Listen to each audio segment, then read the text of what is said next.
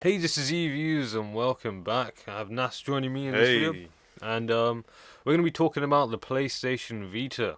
Yeah, yes, we're gonna figure out how it ended up in this position. yeah, It's only been just over 3 years since it was launched. yeah. So it launched in 2012, so it's been quite a while. So we can get a good idea of like a verdict of the PlayStation Vita. So, So um, starting with the launch, when it launched, people were clapping at the price of yeah, $249.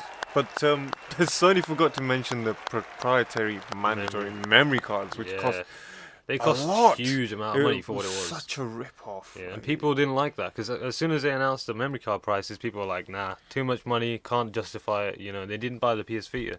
Yes, but we had a really nice launch for the PS Vita. We had games like Uncharted Golden Abyss, Wipeout, which is brilliant. Wipeout, and Rayman Origins. There's all these games brought us such a huge expectation Yeah. for the PS Vita. They're really good at showing what the PS4 was capable of. It's Graphically, really good, yeah. amazing. Yeah. And later down the year, we had games like Gravity Rush, PlayStation All Stars, Battle Royale, Little Big Planet. Little Big That was Planet, great, yeah. Persona 4 Golden.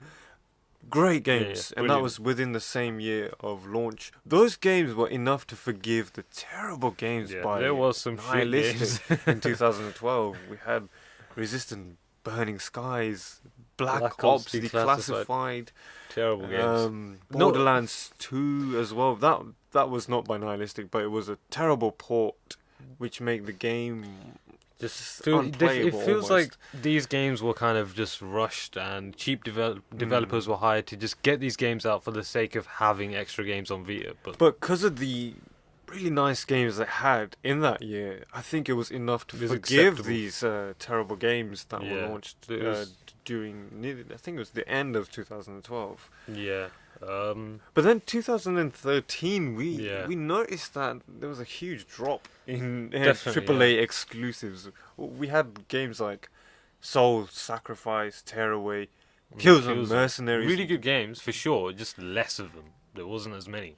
Yeah, So- then and it was quite noticeable because there was a lot more focus on PSN games and Yeah, a lot of indie games. And all indie that. games, and the focus was on there. Some people enjoyed it, but A lot of people did got not annoyed enjoy it. by the indie games. They're just like, I didn't buy a PS Vita for indie games. I bought them for huge games like Killzone and stuff like that. But So people were asking questions, and Yeah. then Sony responded to this issue. yeah, and what they had to say, to kind of put it briefly, was that it wasn't economical for them to make these AAA titles anymore for PlayStation Vita. Right. And also that they have the new services now, so like remote play with PS4, you can play your PS4 games through remote play on your Vita, Okay. and also the PlayStation Now thing that's coming out as well, which allows you to play PS3 games as well through like a server streaming the game to your PS Vita. So they feel like that is good enough to replace being able to release. So do you think that titles. is still enough to make the PS Vita relevant? What do you think?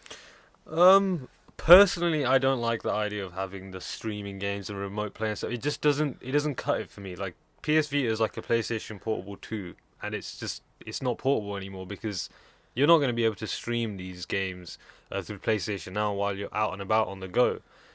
So that kind of takes away from the whole portableness. That's good. That's a good point. But I think there's still a lot of games that a lot of you would have not played and are brilliant games, like the games we've mentioned in this video.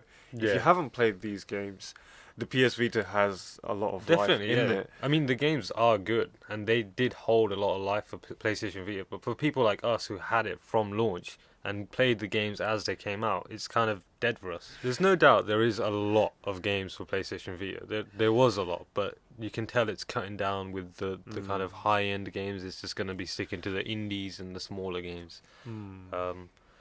But yeah, that's kind of our verdict on the PlayStation Vita, what we think about it, whether we think it's dead or not. Let us know what you think in the comments. Do you think it's dead? Do you still like playing the PS Vita? Do you think...